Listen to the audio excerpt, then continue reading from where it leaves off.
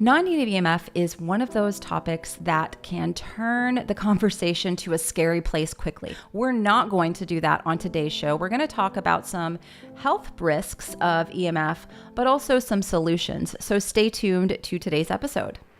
Welcome back to the Evolving Wellness Podcast. My name is Sarah, and today's guest is Nick Pineault, who is an expert on non-native EMF, has uncovered a ton of research on some of the health risks and health conditions that have arisen from electrosensitivity from non-native EMF, but he also provides some solutions. Now, Nick and I both live in heavily populated city environments and have been able to find solutions to non-native EMF. So this is not a doom and gloom show. We want to provide you with solutions. And speaking of which, Nick has an amazing summit called the EMF Health Hazard Summit, and that is coming up in March. So the link to register for that is going to be in the show notes as well as in the pinned comment. This is a fantastic resource if you're wanting to dive deeper into this topic and learn more real world, easy solutions that you can implement for yourself and for your family to really enhance your health. So check out the EMF Hazards Summit, going to be in the pinned comment as well as the show notes if you want to learn more. And before we jump into today's episode, I want to mention two sponsors. The first one is going to be Viva Rays. They are my go-to source for protecting circadian rhythms. And speaking of EMF, they have some amazing low EMF headphones that you can listen to podcasts like this using. The second sponsor is Upgraded Formulas. Now, one of the things that can happen with high exposure to non-native EMF is a loss of magnesium, a loss of minerals. So I'm a big fan of the Upgraded Formulas magnesium supplement, as well as their hair tissue mineral analysis with a consultation for understanding the mineral balance in your body.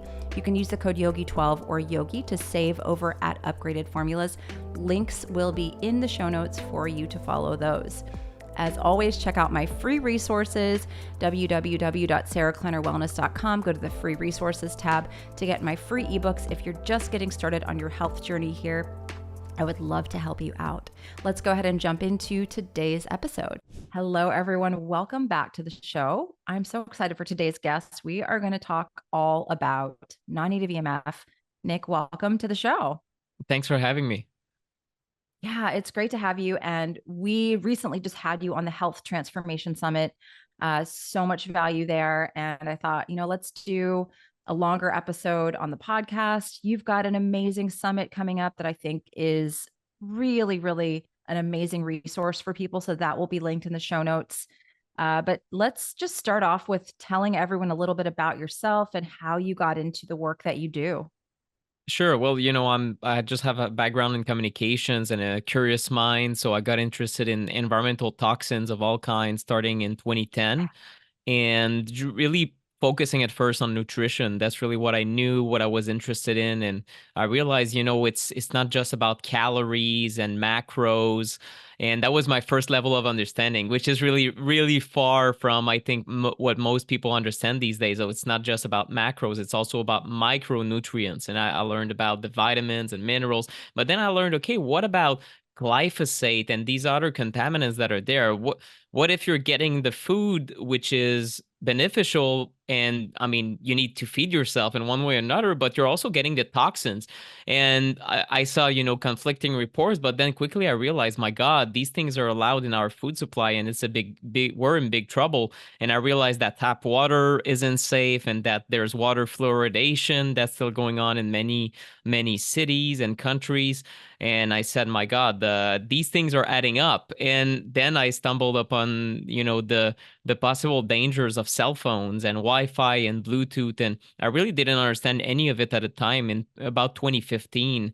And I didn't really take it that seriously. But when I started diving into that science and realized, my God, in some of these toxins that we're talking about, the evidence isn't even as good as the evidence we have against, the safety of cell phones and Wi-Fi and Bluetooth. So why is it that this is not more widely discussed about? Well, one thing I discovered, and I mean, everyone knows that, is that we are addicted to devices. So there's a big, mental block of discussing these dangers, because it's not like many people are addicted to glyphosate or arsenic in fruit juice or these kind of things. They think they generally recognize that, well, these companies are poisoning us. We should probably eat stuff that does not contain these toxins.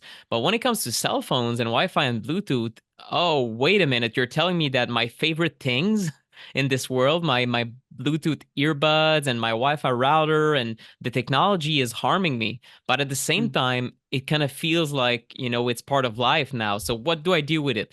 So it's a sort of love and hate relationship there. So I really discovered a topic that is quite complicated in the end. It's complicated to learn about it because there's a lot of conflicting information, different types of EMFs, a lot of engineer lingo around EMFs also. And let's face it, a lot of information on the internet is also, some of it is fear mongering, some of it is complete dismissal. So there's both sides here. Some people say, oh no, there's nothing to see here. And other people are saying, we're all going to die, which is kind of equally wrong in a sense, and very discouraging to many people. At least the part like, oh, 5G is gonna kill us and all these messages. So I said, okay, well, maybe it's gonna kill us, but what can we do about it? What is the real way to reduce EMF exposure? And then what are the real health consequences? What do we actually know?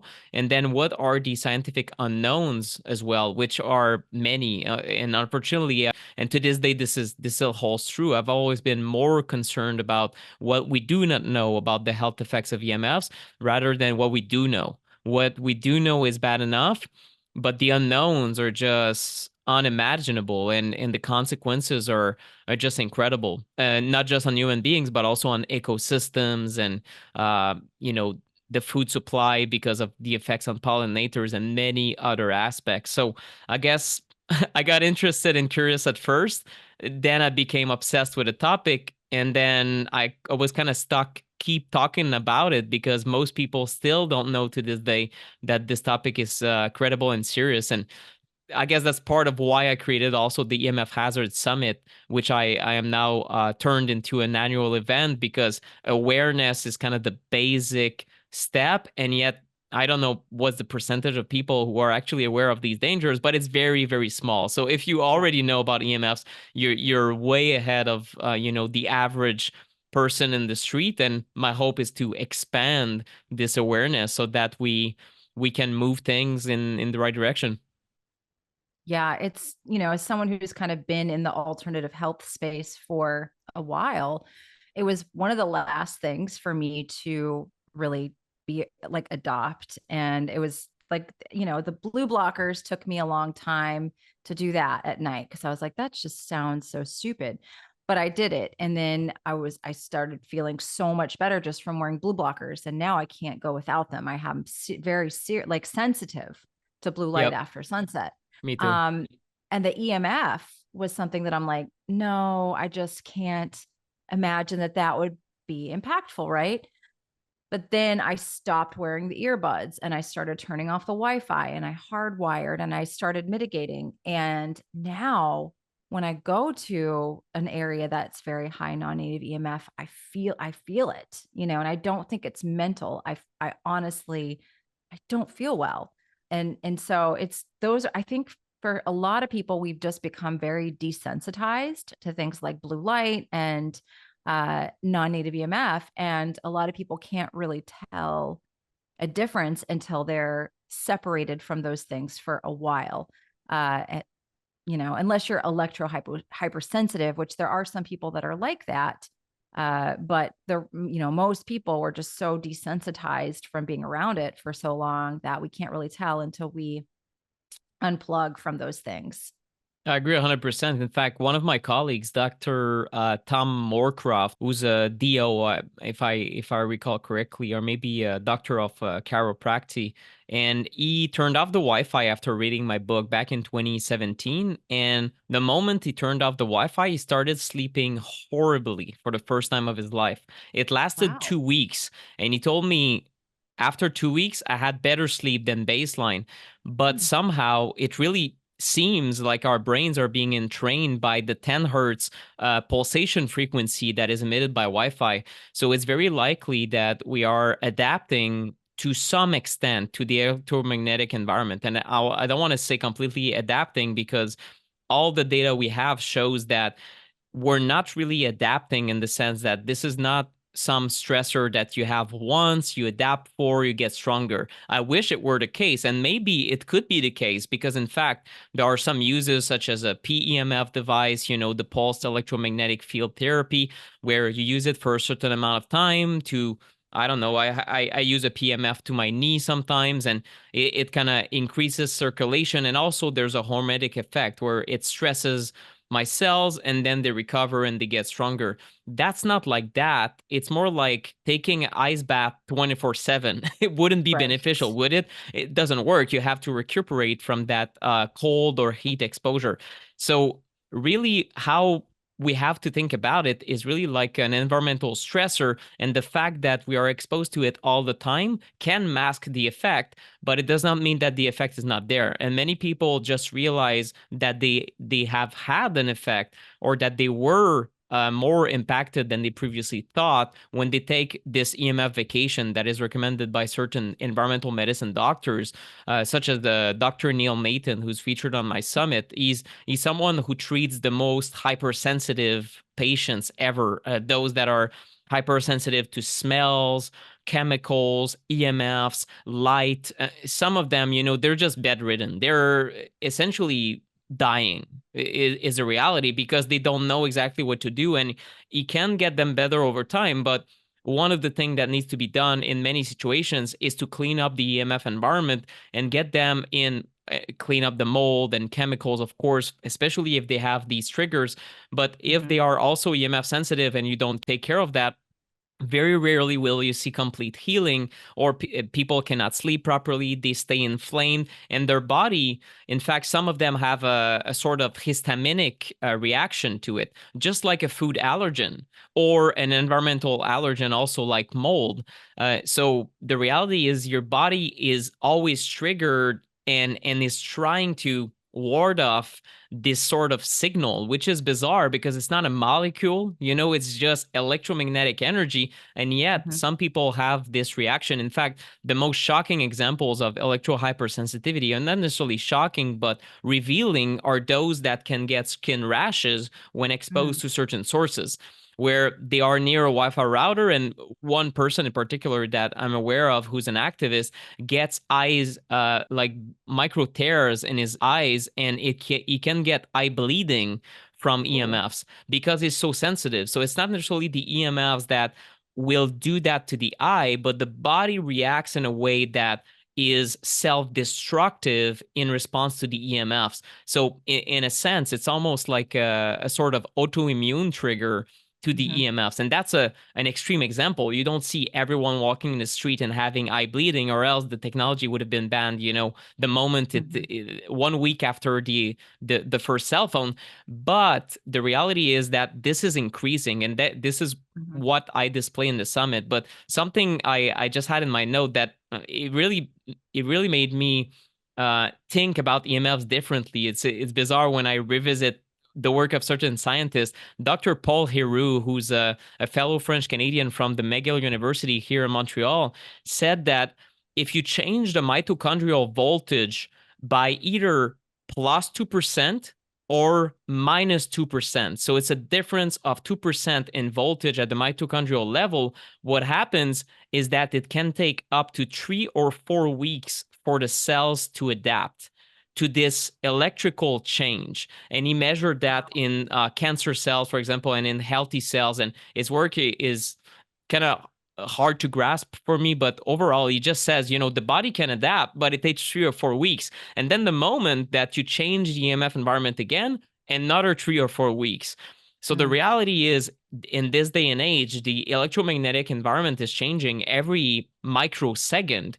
So we're not adapting to it. And that's another, hint that we have, that at the mitochondrial level, our mitochondria are trying to sense the environment and adapt. But if it takes 3 or 4 weeks, we're in trouble because, of course, from second to second, there's new signals in the air and all sorts of noise going on in the environment. Yeah, it's kind of one of those things that you can't necessarily escape if you're living in a very populated area. So I think that is the thing that really is the hardest to talk about, because it's like, how can you really help someone that's living in that highly populated environment? Do they have to move? Are there steps that they can take? Because not everyone has the luxury to just pick up everything and just move. Yeah.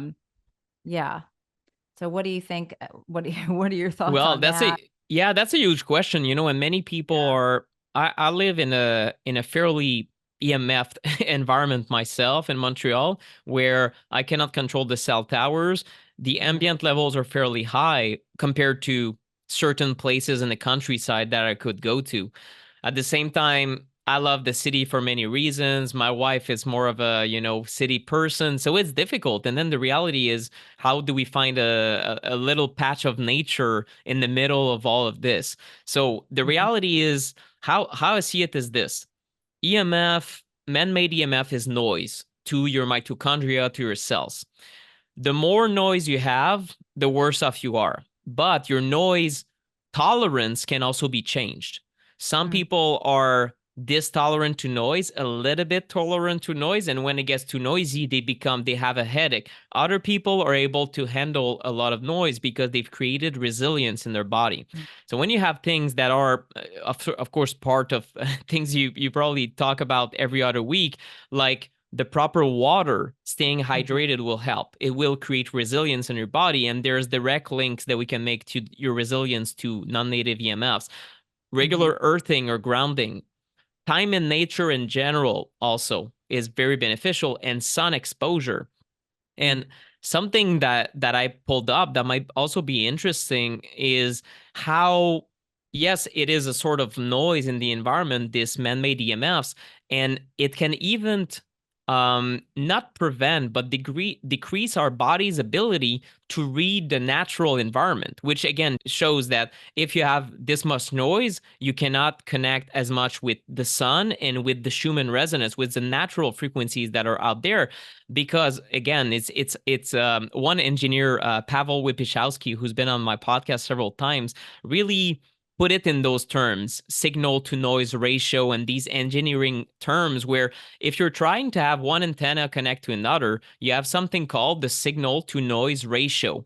How strong is the signal, and how does it compare to the noise? And there's a point, a sweet spot, where unfortunately you're going to lose signal. You're going to have a call drop. For example, if you're on your phone, hello, hello, what's happening, mom? You don't hear anything because the call dropped, because now the noise is too high compared to the signal. The same thing is happening with your biology. If you don't have enough signal of natural EMFs, and you're not you stay inside, you're not outside in the sun, and on top of that you have a lot of noise, then maybe your body is not getting what it needs. And one thing I wanted to talk about is the vitamin D receptor. And there's one researcher in particular called Professor Trevor Marshall, who works in California, and he published that I don't know how he looks at these things, but he looked at the 3D configuration of the VDR, the vitamin D receptor in the human body. And he said that at the Wi-Fi frequency, there's resonance between the VDR and the Wi-Fi. So in that sense, the VDR will likely be disrupted by Wi-Fi in particular, which is interesting because it makes you wonder. I've heard some reports, and I haven't seen good data on this, but it makes you wonder: if you live in a city that has this much Wi-Fi, are you that much more likely to fail to produce vitamin D? Yeah. Some practitioners told me yes. It's Yes, tough. I say yes, Yeah? 100%. I Is mean, that a case in your my clients? yeah, yeah, 100%. So It's one of the the reasons, LA, New yeah. York are the biggest places where I can't make vitamin D. Doesn't matter how much sun exposure I get, it's not going up. I'm like, It's a Yeah, hard conversation. It's very possible that it's the it's non-native tough. EMF. Exactly. So Yeah, that there's another reason for you to get your vitamin D, and as much as you can, take a vacation, go, outside the city and get your sun and get your nature as much as you can. And then the reality is this. You told me, do I have to move? Well, it depends. Are you thriving in this that's the environment, hard or are part. you feeling sick?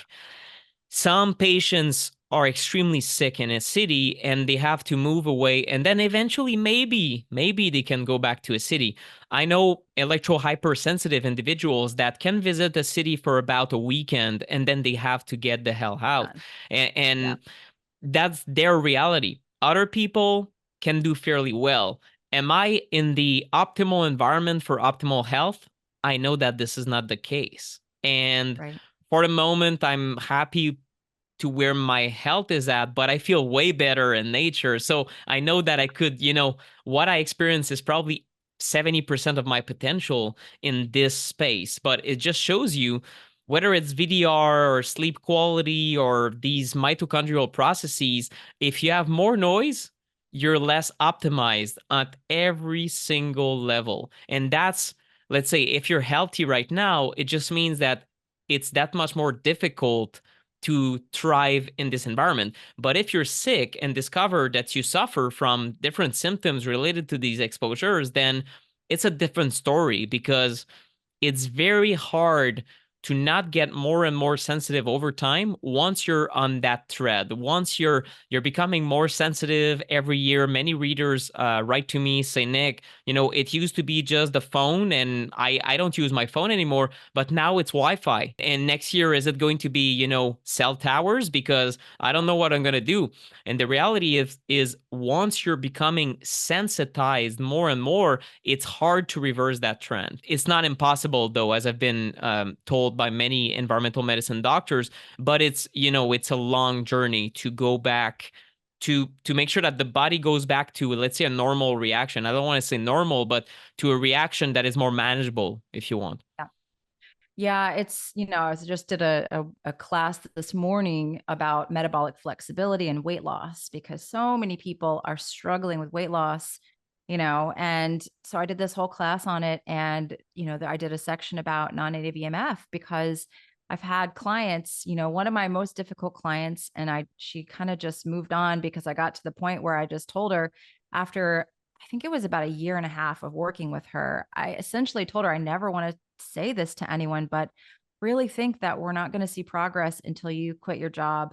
And I never say that to someone, but she was about 50 pounds overweight and her thyroid was tanked. We were doing everything strategically. Either she was not telling me the truth about what she was eating and all these other things. And I always love to give people the benefit of the doubt. And she was telling me she's doing all these really, great things with food, but her job, what she did for a living, was technology, IT, fixing computers in a school all day. So she had two cell phones that she had to wear on her body, and the school administrators were calling her all day to say, go to this room and fix this computer, go to this room and fix that computer. A lot of the computer labs that she was in were dark, no windows, and she's working on technology, Wi-Fi all day long with no breaks to, go outside.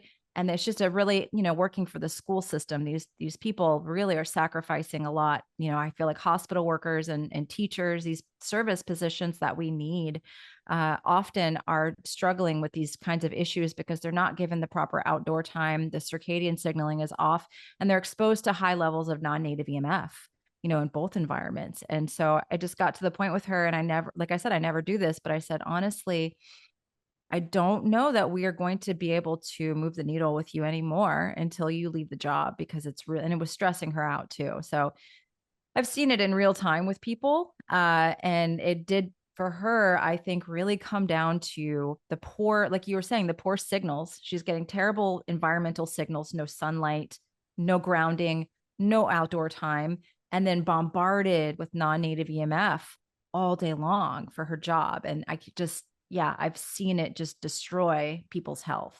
Yeah, and for all these things, it becomes very difficult to pinpoint is it the food? Is it this? Is it that? And Yeah. you know that, and probably a Yeah. lot of your listeners also do that.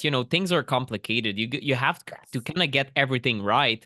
And Right. if you get one or two things right and everything works for you, you have the weight loss or you're reaching your goals, fine. And then Yep. you can look at other things that maybe make it go from good to excellent as far as your health goes. But if things are not working, you have to look at all factors that could impact weight loss.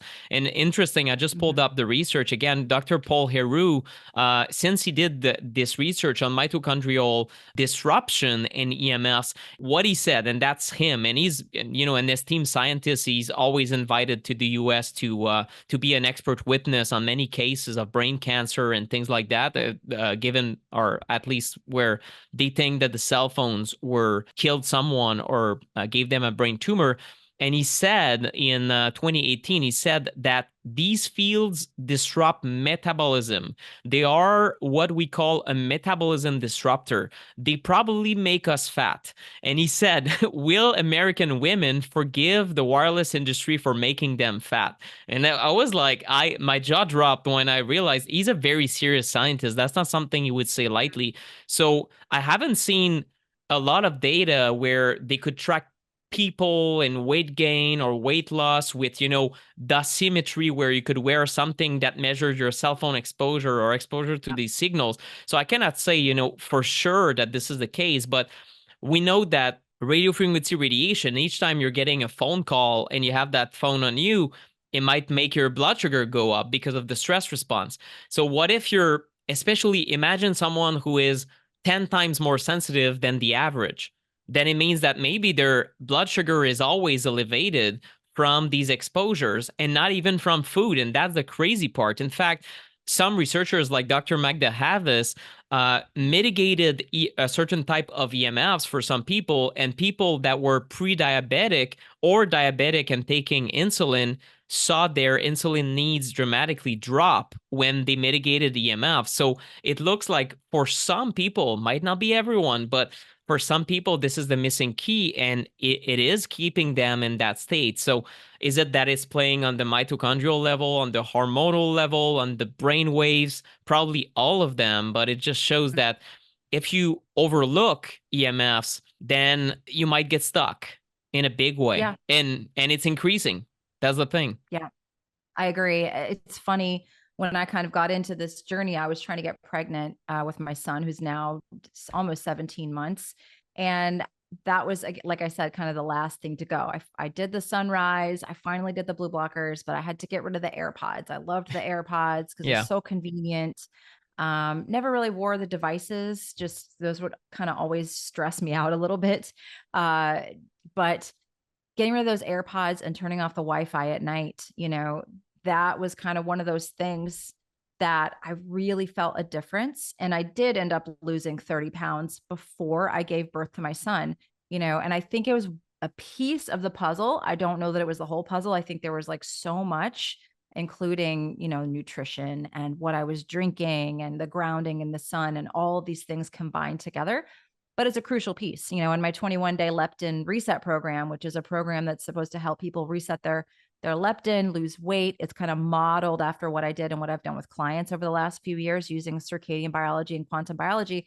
There's a whole section on non-native EMF and a lot of this research that you talk about, because it is a thing that people just think it's a bunch of crazy people on the internet talking to scare people. And I don't think that's your intention with any of this. I think it's to help people and to empower them with knowledge that there are things that they can do to mitigate this, right? Like, don't wear the AirPods, don't wear Apple Watch, don't wear these things on your body, don't keep your phone on your body, like the inverse square law of just creating distance. So if you're listening to this and feeling overwhelmed, that's I think the first step. And one of the things that people do with these like Apple Watches, which is so ironic to me, is they're using them to track their sleep. Yeah. And I'd love to hear like maybe some of the research for people who are still skeptical on non-native EMF and sleep, if you have any. Not to put you on the spot there, but just maybe we can talk about that, because if you're putting something near your vital organs, and sleeping with it, how much of an impact could that have on someone's sleep?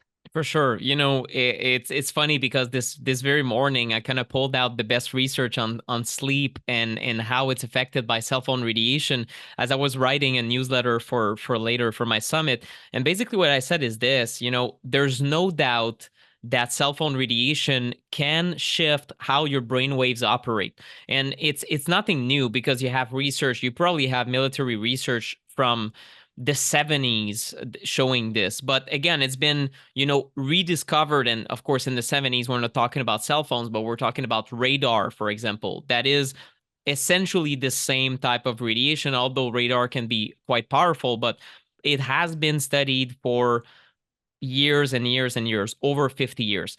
The latest research we have at the beginning of the 2000s, there were several sleep provocation studies where they placed cell phones near the head of participants, and sometimes it was a cell phone, sometimes it was a sham exposure, so no signal. And they looked at, is there a correlation between having a phone before sleep and then insomnia? And they discovered what they called cell phone induced insomnia, where 30 minutes of cell phone exposure could lead to 1 hour additional sleep onset. So tossing and turning for an hour where you're not really sleeping, although for some people they kind of perceive it as I was sleeping, but it might, because you have an increase in alpha waves, which is kind of, your mind is wandering, but you're not really sleeping, so you're not entering sleep yet, and you have a sort of insomnia that is created. And then more recently in 2020, 2021, you have also provocation studies on healthy volunteers that say, well, we don't really know what it means, but clearly radio frequency radiation from phones will shift your brain waves. And a lot of these researchers have concluded things that left me completely horrified, to be honest, and very discouraged, because one of them, who's a sleep researcher in the UK, I think his name is Horn, and not to throw him under the bus, but honestly, it was a very, very irresponsible thing to say in a study. He said that, well, we did find an effect and people had insomnia from their phone, but let's not conclude, we cannot conclude that cell phones are dangerous. That's what he said. He said because the arousal effect of a phone is equivalent to half a cup of coffee. And that's not dangerous, right? It's just coffee.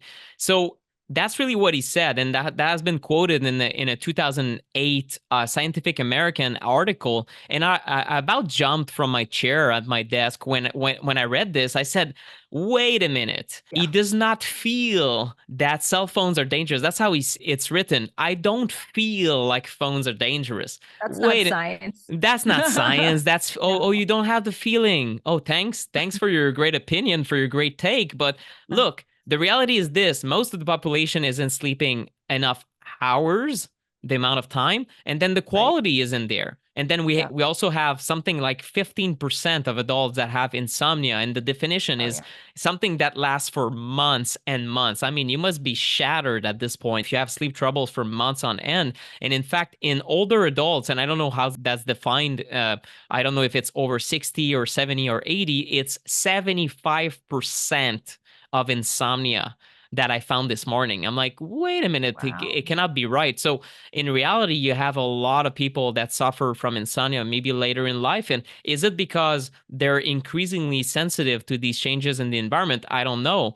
But for sure, it is impacting your sleep. And let's not say that giving half a cup of coffee to every single human being before bed is a good idea and it's No. it's completely safe. It's not, right? I No. mean, if the No. population would be in optimal health already, maybe we wouldn't be stuck having this conversation and posting it on YouTube and Rumble and blah blah blah. But now this is we're in a state where you have easily half the population that is sick, and then the real percentage of people that, let's say, are really disease free. I wouldn't even try to guess more than 5%. A lot of people have underlying issues, and who has optimal sleep? It's probably, this 0.01% of people listening to this right now that say, oh yeah, I have perfect sleep. Good. But on a population wide level, the fact that this research has not been turned into policy, where we say, well, what do we do, right? Do we ban cell phones? Doesn't work. We should maybe tell people that cell phones can disrupt sleep. What Yeah. what a great idea. Let's do Right. this. But it didn't Right. happen. So to this day, and that's more than 15 years ago, almost probably 17 years since these provocation studies have been done. And now we're moving to, 4G phones, 5G phones, even more signals, more complicated. And those researchers even said that, well, it would be interesting to do follow-up studies just to figure out if certain people might be more sensitive and things like that, but not to prove that cell phones are dangerous, of course not, just to prove that we can use those findings for medical technology. There you go. And this is the type of research that gets funded. Let's use radiofrequency radiation to optimize sleep because we can shift brain waves, right? We can do whatever we want with the brain. How fascinating. And neuroscientists would be all over that, and angel investors, and they're going to find a way to do a new biohacking device. And that's cool. But let's look also at what is ailing us in the first place. And that's not a Mm-hmm. popular line of research, No. which is why it hasn't been pursued that much. There's not massive funding in findings that just go against an entire industry. And then where Right. everyone who reads these findings, they're like, damn, I hate it, right? I hate it Yeah. myself. I, Yeah. I would Yeah. love to just use technology like a normal person, have the cool earbuds in, and all of this. But the reality is, if you do that, you might get in trouble. Many people Right. do. Thank you so much for listening to the Evolving Wellness Podcast. Quickly wanted to remind you that if you're really, really looking to learn more about non native EMF, how to protect yourself, how to protect your family, you can register for the EMF Hazards Summit that Nick does every single year. Every year it gets better and better with more and more guests. A fantastic way to educate yourself on this topic and to learn real life ways to protect yourself and your family. So check that out down in the show notes. And if you are enjoying the show, please head on over to Apple or Spotify and leave the show up to a 5-star review. It will help to get this information out to more and more people. If you're on YouTube, just leave us a comment or a like, and it will again help to get the show out to more people. We need to talk more and more about these topics and make them accessible to everyone. So again, I hope you're enjoying today's show, and let's jump back into it. Yeah, it's, and I know that Carrie and I talk about this, Carrie Bennett, the non-native EMF is kind of a form of light that you can't see. And people have to see things to actually believe them. Yeah. I'm more and more not that way after feeling the big difference, but it disrupts pineal melatonin, and melatonin is this master antioxidant that is crucial for cancer prevention. If you get sick, you're supposed to sleep more, rest more, so your body can make more melatonin. It's amazing hormone that your body makes to help you repair. And if you think about people, so many people sleep with the phone plugged in next to their body. It's like, even if you're blocking out all the artificial light, which most people are not, you should, you've got this other form of light that's disrupting your pineal melatonin and preventing that secretion. And so it's like, I don't think that anyone's ever going to come out and really, from these big companies and admit this, because there's, like you said, there's too much money in it and there's too much at stake. The apps, Instagram and Facebook, as much of these have been great for connecting me with hundreds of thousands of people across the world. Amazing. But the whole goal of the app is to keep you on the app.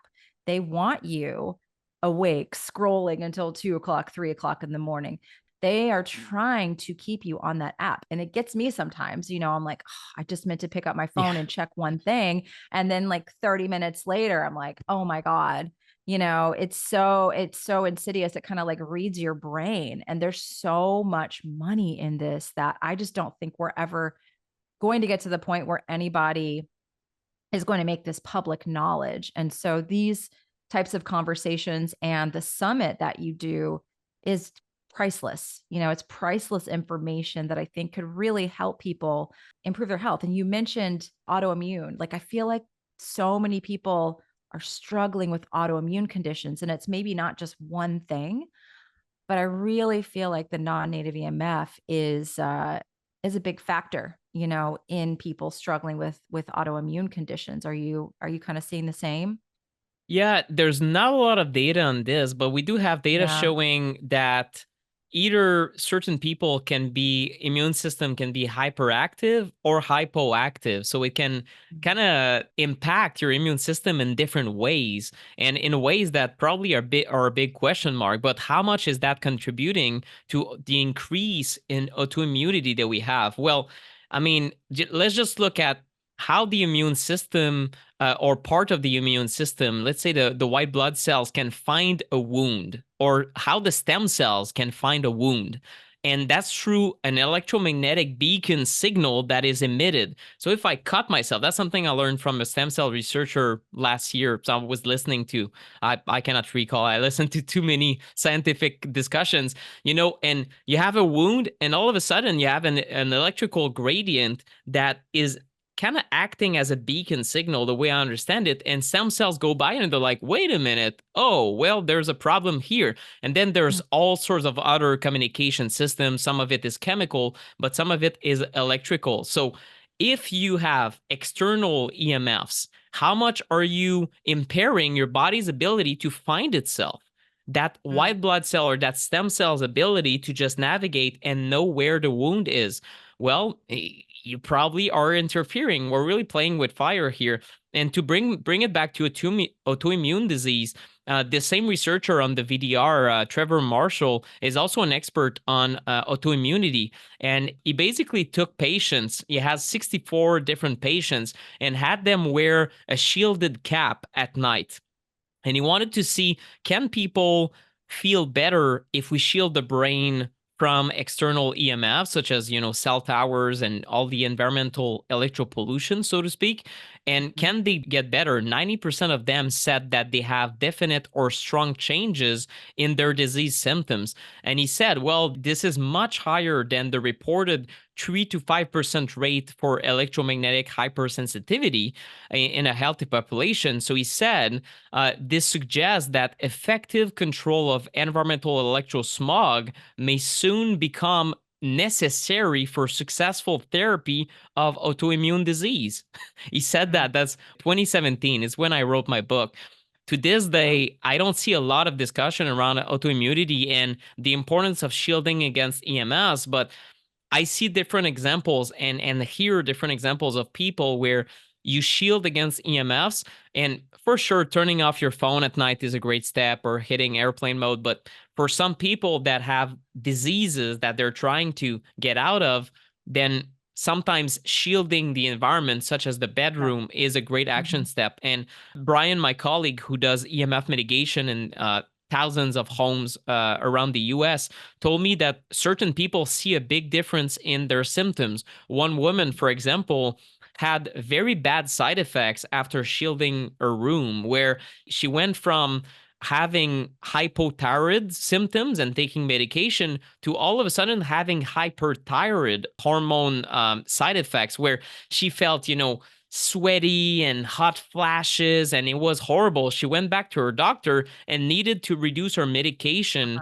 to next to nothing, maybe because the body says, okay, well, now I'm in a normal environment, I can go back to homeostasis. So again, and I don't know if it was Hashimoto's, but for a lot of people, it is the case that they have some form of autoimmunity to the thyroid, the little I know about this subtopic.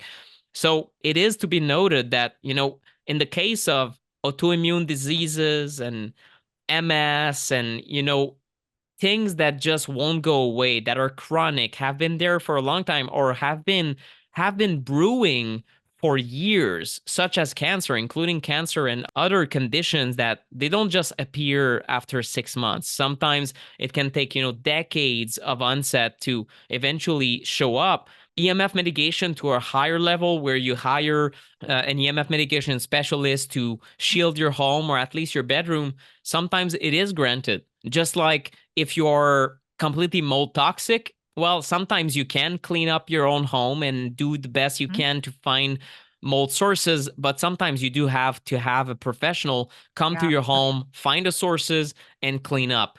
Yeah. Because if you're not seeing those improvements, then sometimes you have to go a little bit, more extreme, if you will. But for many people who do, it makes a big difference. And if it's not to heal from a condition, it can be just to maintain good health. Because let's face it, it's not like if you feel good right now, you don't feel sensitive. It's not like you need more EMFs at night. We don't need those Yep. signals. We shouldn't No. have these signals, but they're here. So doing without is better. Yeah. And I know this may be like out of something that you've really looked at, but I was curious because I would love to, I want to talk about the cellular dehydration, the studies you pulled on water, and then some maybe things people can do. But I was curious if you've looked at any of the research on hydrogen and radiation, because that's something I've been kind of studying. If you haven't, it's totally fine. I was just Yeah, curious if you've looked molecular at any of that. hydrogen, as far as the link, it looks like molecular hydrogen it really acts on peroxynitrite, which is a nitrogen species that, according to what I could find, is the smallest molecule that can, in fact, get into the cell and into the cell nuclei and really act as a mitochondrial poison. And molecular hydrogen will preferentially target this and disrupt this peroxynitrite to make sure it doesn't damage your body. So I think as far as a mitigation strategy, it's a very good thing. It has a lot of potential. I talked to different practitioners. I talked to Dr. Zach Bush, who knows all about this. He told me, according to Zach Bush, it was really a problem of dehydration at the cell level. And he told me about different hydration protocol that he uses, and he saw different patients that were electro hypersensitive. And he even told me in this interview we did in Vermont back in 2018, he told me, Nick, I didn't believe it at first. I saw the patient that was hypersensitive, and he had really a hard time. And he's an open-minded guy. A lot of people know him for, Oh, yeah. being so now very, very wide scope in his understanding of health and ecosystems and the microbiome. And, he gets very spiritual and very a large vision. But even for him, it was a difficult stretch to see someone that sensitive to EMFs. But going back to dehydration, what might be happening is really that I think it has to do with the mineral balance in the cell, because we The know that calcium different, flooding the cell, right? yeah, there's calcium flooding into the cell, but not only calcium, but there's sodium and potassium channels that are affected as well. Mhm. Although how much and to what degree, I would follow the work of biophysicists such as Dr. Panagopoulos from the University of Athens. And his latest paper, I'm unable to read it. Sorry, I don't have the competency really for this level of biophysics, but he does say very quite simply that many different types of ionic channels are impacted, which is unsurprising again, because many of them are voltage gated and will Yes. open or close depending on external voltages. And again, if we say that the mitochondria can react to 2% change in voltage, maybe this is also the case for many parts of the cell, including the channels, but what else is, I mean, everything is bioelectrical. So the Yes. interactions are many, and probably my guess is that 99% of these interactions have not been found yet, and that in the future our understanding of the damage that has already occurred will be much richer. But it's really dehydrating you, and it might be another angle to explore, because I found a paper. And many people are familiar with the work of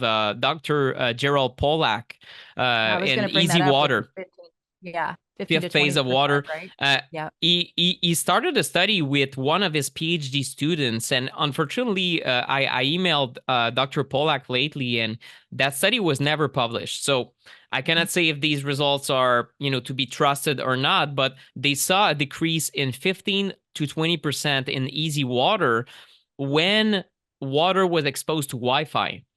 So it's interesting because we know that easy water, and there's a whole question. Okay, well, if you drink easy water, does that water puts it in the cells, and or is Right. it internal processes that structure the water in your cells? And you probably have way more knowledge about this than I do. But then you put Wi-Fi next to your body. What is it doing to internally to this water Yes. and to the role and if we change the viscosity of water, we change the viscosity of blood. And there are some indications that this is the case. But then all cellular processes are hindered because of the Mhm. change in water structure and how the water acts. So I thought it was, just another interesting angle. But of course, we're kind of repeating the same thing in different spheres or silos of science, right? Water, Yep. okay, the water angle, the diabetes angle, the weight loss, and this and that, and mitochondria. But in the end, it's noise, right? It's Yeah. disrupting normal biochemical and bioelectric processes. Yeah. Yeah. I mean, the body is electric. That is a true statement. Yep. And I think that the water in the body is one of the overlooked things. I think that one of the functions of the mitochondria is to make deuterium depleted water for coherence and communication in the body. And I think that our body, reacts a lot faster than we think it does. We're so stuck in a biochemical model of like, put this in and get this out. And we don't think about the electrical reactions of the body and how these systems have the ability to communicate very quickly on this kind of coherent level. And I think it's the water. And so it really makes you think, like you said, the water, the mitochondria, all of it's all the same. You disrupt one of these, then you see disease and you see dysfunction. And if we really think about that, I talked to Dr. Pollock myself on the podcast a couple of years ago. Same, talked about that same exact study that, yeah, it was, he said it hadn't been published, but that's what they had found in the lab, which is, they're basically trying to shut him down now. Unfortunately, he's lost funding, and it's very sad because his work is just absolutely groundbreaking, and people need to know about this. But obviously, there's, like we mentioned, a little bit of an agenda, I'm sure, going on with this. And you just think about the implications of that. When you look at dehydration and health, I think it's like 80% of diseases have a root in dehydration. And so many people are just chronically dehydrated.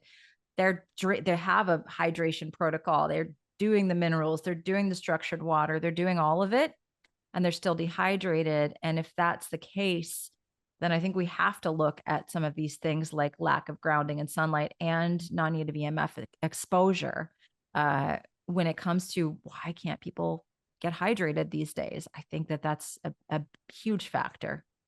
Yeah, and then just start with non-native EMFs. Just start with the devices that are touching your body. Yeah. Start there. Start with the devices that might be touching your pillow. If you Mm-hmm. take care of that, then maybe we can talk about next steps, and you just do your best and strive for improvement over time while you do the other things. And many people are stuck at the level where they say, "Oh, it's everywhere. It's everywhere. Mm-hmm. Nothing I can do." Nothing I can do. Well, Yeah. that's a bit of I think, a mental escape right there. Mm-hmm. No, there is something you can do. And there's a reason that many people start sleeping better when they turn off Wi-Fi in their phone. This is a proof that even if you don't turn off the cell towers, and even though the towers do impact you, if you turn off sources that are in your vicinity, Close. you're Yeah. already doing something good because the body responds in a great way. So let's not be kind of throw the baby with the bath water, and Mm-hmm. make sure that we just start with something that is realistic for you. And at the same time, I encourage people that see that nothing is working and they feel sick to look at things that are more serious, more EMF mitigation. And if you want a good indication, look, if you don't know if non-native EMF is credible for you or is a huge factor, 7 days in the woods, no Mm-hmm. technology, do the EMF vacation, the no EMF vacation, I should say, that many environmental medicine doctors are recommending. And if you find yourself feeling transformed and seeing after day 3 or 4, my God, I feel better, well, there you go. You have at least an indication that something back home is a problem. So then, go between this environment and your environment at home, and try to pinpoint what is triggering you. And you might discover that it's certain devices. And you might discover that when you go at Starbucks and sit in a specific spot and Mm-hmm. there's a Wi-Fi router, you don't feel well. So Yeah. start paying attention to these things, and over time you will reduce exposure and will start getting better. Yeah, it's, I feel like it can feel very daunting and very scary for people, but like you Uh-huh. said, Yeah. it's simple, control what you can. And I think a lot of people do feel better. They do sleep better. I just got an email the other night from a lady who said, "Oh, this is the last thing that I tried, to see if my sleep could possibly improve any more than it already had. It already had improved from doing all the other things." And she said, "I finally stopped sleeping with the phone in the bedroom." And she was sleeping with the phone on airplane mode, but it Yeah. was still right next to her on the nightstand. She put it in the next room, which my husband and I both do. And she's like, "Oh my gosh, my sleep was so much better. It just keeps getting better and better and better, to keep the phone just out of the room." That she was shocked. And so these little things that people are just doing. I mean, I know I slept with the phone charging beside my head for years because I just didn't know any better. And I think that's a really simple thing you can do. And if you're worried about missing a call, do what I do. I keep the phone in the bathroom. The ringer is on. It's not like, you can still, the ringer on the phone is pretty darn loud. It's going to wake me up. It's Yeah. in the next room, and it's very far away from my bed, but I can still hear it, So maybe put it outside your door, put it in another room. You can still get phone calls. And if all else fails, you can get a landline. Those are still maybe like $30 a month. And if you're really worried about missing phone calls and things, you can get a landline. But just keep it the inverse square law, just the distance, the turning off the Wi-Fi, getting rid of the devices, those types of things. And then going to your summit. I think you've got a lot of practical tools there, right? Do you want to talk about that a little bit? For sure.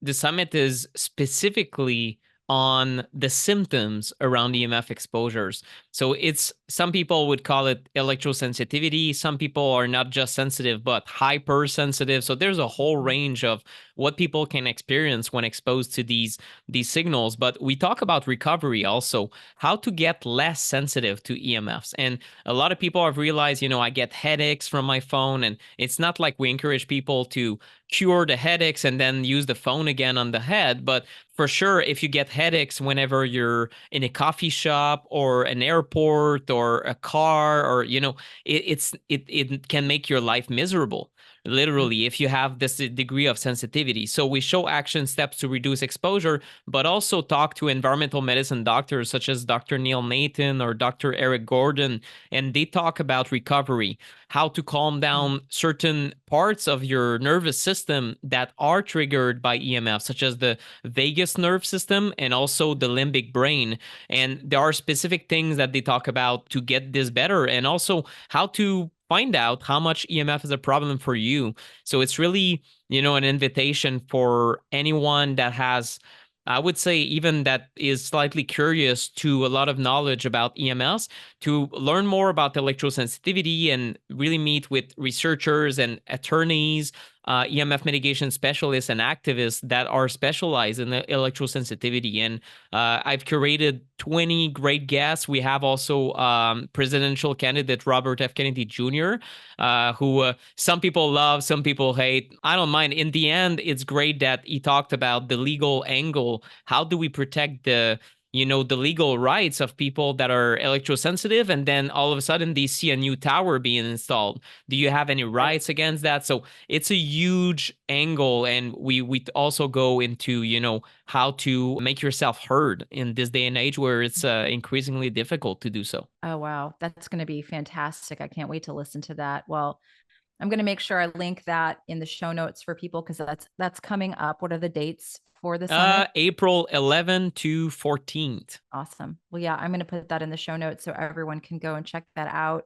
I think it's such a great resource and so many amazing speakers and just very practical for people who are like, okay, I think this is an issue for me. I want to learn more about it. So I highly encourage you, if you're listening to this, if this is striking a nerve with you, to go and check out that link. It'll be posted. Where can people find you, find your work, more about you, any of your courses, if they want to dive into more of what you do? Sure. Well, they can reach me at theemfguy.com. So THEEMFguy.com. And you have my book, which is a great introduction to EMFs. And links to my shop and, recommended products, things like that. I have also a course that can help you minimize EMFs at home. But I'd say, the summit is a great introduction to my work. You're going to hate it or love it, and I hope you love it. But, uh, it is at least a lot of free information that people can consume, and then they can look into, I have the EMF Circle membership and things like that. But I want to make sure that most of my information is free, as you do as an educator, because I'm here to raise awareness, and I really hope that people get a lot of value from the summit and everything else. Awesome. Well, I'm excited for people to take a look at those links. And thank you for taking the time out. I know you're a really busy person, especially kind of prepping for the summit. So I appreciate you taking the time out today to chat with me and my community here. Thanks. Thanks so much. It was a pleasure. Thank you so much for listening or watching the Evolving Wellness podcast. My name is Sarah, and I am so appreciative of you being here. If you enjoyed the episode, please head on over to Apple or Spotify. Leave the show up to a 5-star review. It will help to get the show out to more people. If you're on YouTube, leave us a like, leave us a comment. And as I've mentioned a few times, check out the EMF Hazards Summit happening very, very soon. There is a link in the pinned comment as well as in the show notes if you're on audio only, where you can sign up for free for this summit. You're going to learn a lot and about different ways that you can protect yourself, protect your family. Thanks again to my 2 sponsors, Upgraded Formulas, code YOGI12 or YOGI to save on their amazing magnesium or their hair tissue mineral analysis, and Viva Rays, code YOGI to save on their amazing circadian glasses, as well as their low EMF headphones. As always, this podcast is not a substitute for medical advice. It is not medical advice. And I always advise everyone to work one-on-one with your doctor or healthcare practitioner if you are concerned about your health, and not to use information from this show to treat or cure any diseases. Thank you again for listening, and I will see you again next week.